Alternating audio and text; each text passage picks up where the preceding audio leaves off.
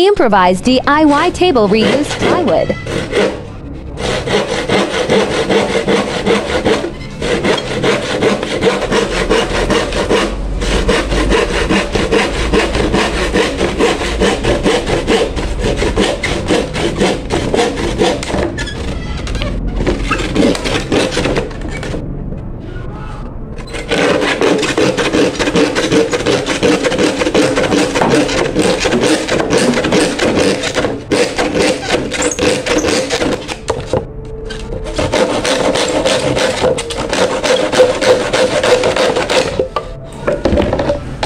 Gagawin natin itong maliit na lamesa, guys.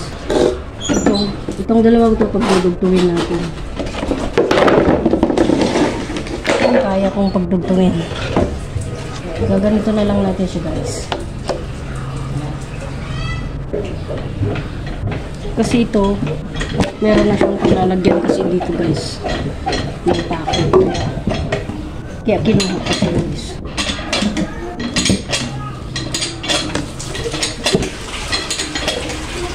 So, magiging malaki na rin siya, guys, pag napagpatong. Kasi ito yung nagawa natin kaninang upuan, guys. Sayang din kasi pag hindi ko gagawin upuan. Tapos ito, guys, yung ginawa natin kulungan ng ating pusa mamaya. Hindi ko pa siya tapos kasi nga, guys, wala akong panggunting nito, ang tigas. Hihiram pa kami mamaya yung gunting na para dito, guys. Natapos ko na din siya. Ito na siya, guys. Guguntingan na lang natin siya mamaya. Tapos mali ito, igagalan ko din ng tatakip. So kunting ano na lang yun, guys, alis. So ito, patakuan natin siya, guys.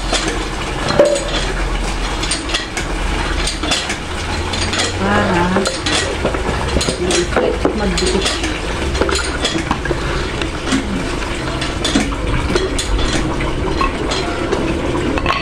Bali, magaganto yan siya. Ulit lang yung ating pato.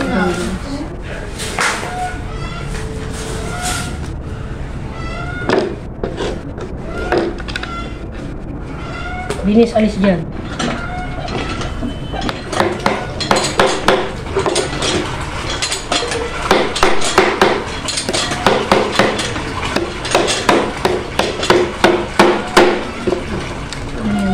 Para magdikit.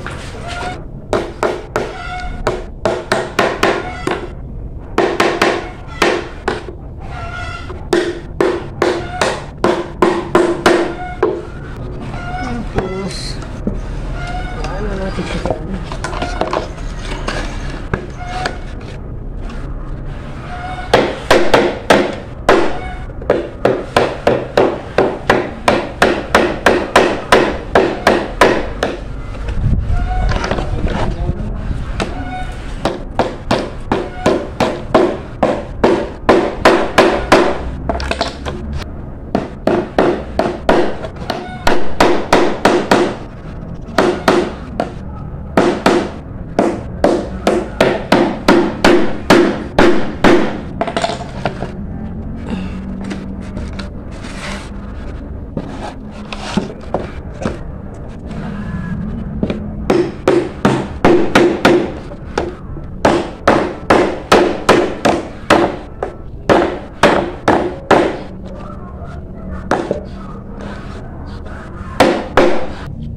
So, naikabit na natin yung dalawang paa, guys.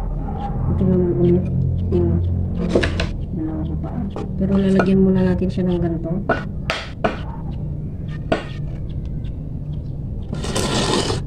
Para didikitan po siya ng lamesa.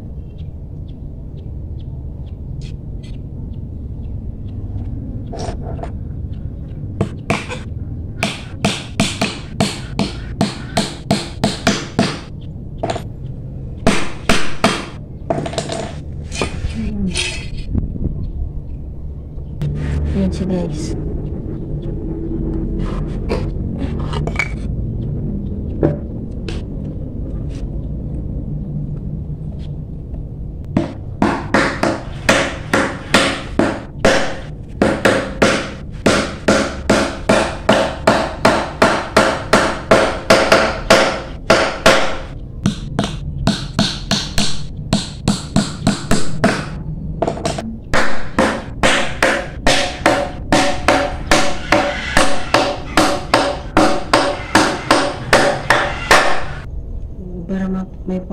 protection na siya guys.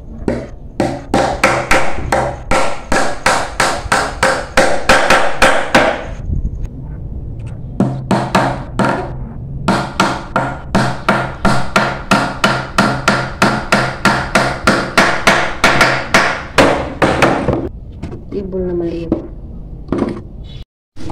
So, ayan, buo na po ang improvise niyang lamesa. Lalagyan na lang po niya ngayon ng cover.